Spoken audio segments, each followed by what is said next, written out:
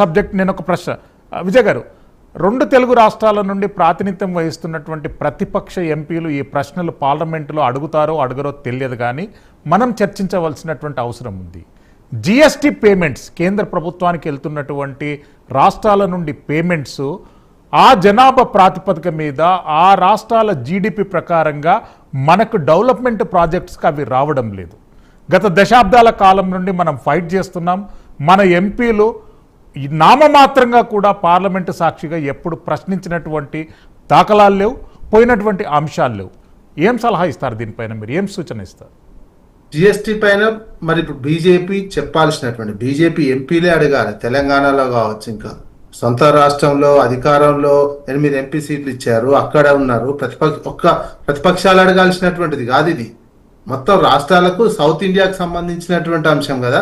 మీరు జిఎస్టీ ఎందుకు జనాభా ప్రాతిపదిక కావచ్చు, దాన్ని సవరించండి, చట్టం సవరించి, ఒకవేళ మీకు చట్టాలు ఇబ్బంది అయితే సవరించి ఒక పద్ధతి ప్రకారం ఇవ్వండి.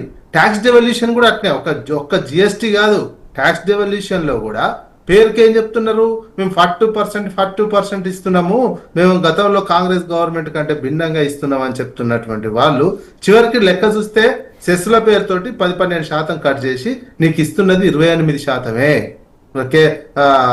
చట్ట ప్రకారం రాష్ట్రాలకు ఇచ్చే ట్యాక్స్ డెవల్యూషన్ లో అందులో ఇవన్నీ వస్తాయి. జిఎస్టీ అంటే సెస్ పేరుతోటి రోడ్డు సెస్ అని, ఇంకో సెస్ అని, ఇంకో సెస్లలో రాష్ట్రాలకు వాటా రాదు, అందుకని సెస్సులు ఎక్కువ చేసుకుంటున్నారు, పన్నులు డిస్ట్రిబ్యూషన్ చేసే పన్నులు తక్కువ చేస్తున్నటువంటి అంశం. ఇదంతా ఏంటంటే సమాఖ్య స్ఫూర్తిని క్రమంగా బీజేపీ దెబ్బ కొడుతుంది దేశంలో.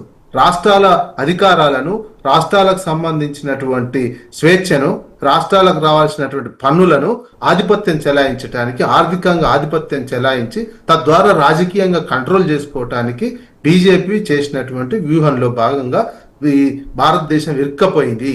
సమాఖ్య స్ఫూర్తిని క్రమంగా దెబ్బతీసి కేవలం అధ్యక్షత కావచ్చు, ఒక నియంతృత్వం వైపు రన్ చేస్తున్నటువంటిది, లీడ్ చేస్తున్నటువంటి అంశం కనిపిస్తుంది భారతదేశంలో.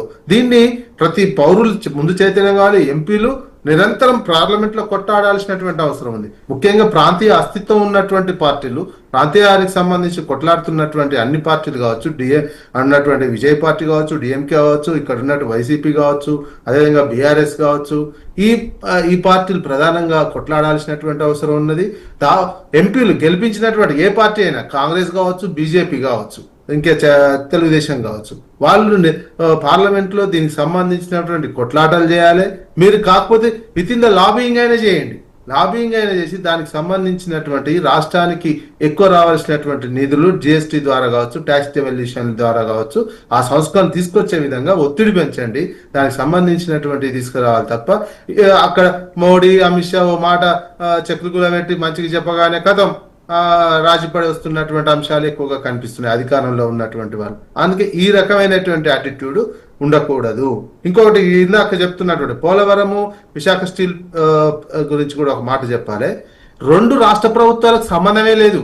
మీరు జాతీయ ప్రాజెక్ట్ అని కట్టినప్పుడు మొత్తం పైసలు కేంద్రం పడినప్పుడు మీరు డయాఫ్రమ్ వాల్ ఎందుకు మీ ఆయంలో కూలింది కదా. డయాఫ్రమ్ వాల్ ఎవరి ఆధ్వర్యంలో కూలింది? కేంద్రం కడుతున్నటువంటి ప్రాజెక్టు కూలింది. డయాఫ్రామ్ వాల్ కూడా అంటే ప్రాజెక్ట్ కూలిపోయినట్టే. దాన్ని మళ్ళా మీరు 2-3 సార్లు 7-8 వేల కోట్లు అదనంగా మీరు పెట్టిన 23,000 కోట్లలో 7,000 కోట్లు 2 సార్లు పెట్టిరు దీనికే. డయాఫ్రామ్ వాల్కి కొత్తగా మొత్తం ఇప్పుడు తీసేసి కొత్తగా కడుతుర్రు. వైఫల్యం కదా, ఒక డిజాస్టర్ అన్నట్టు. ఒక నైపుణ్యం లేని ఇంజనీర్లను అక్కడ పెట్టి ఇప్పుడున్న ఎన్డీఎస్ఏ చైర్మన్ వాళ్ళు ఉన్నటువంటి వాళ్ళే కట్టిరు. దాని మీద ఎన్డీఎస్ఏ ఎందుకు రిపోర్ట్ ఇవ్వట్లేదు?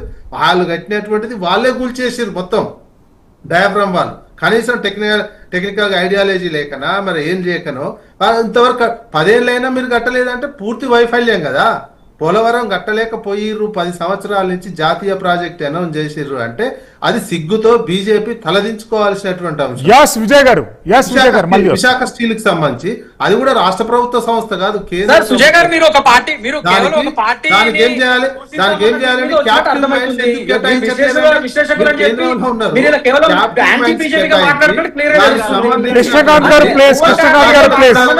రాష్ట్ర ప్రభుత్వాలకు ఏం సంబంధం?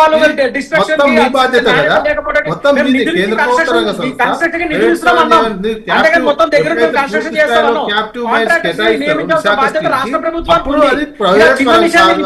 వస్తలే పేరు నాకు అర్థం Yes, కావట్లేదు. yes. మీరు ఇజ్రాయెల్ గారు on screen, please. ఊరికే కృష్ణకాంత్ గారు, విజయ్ గారు, please.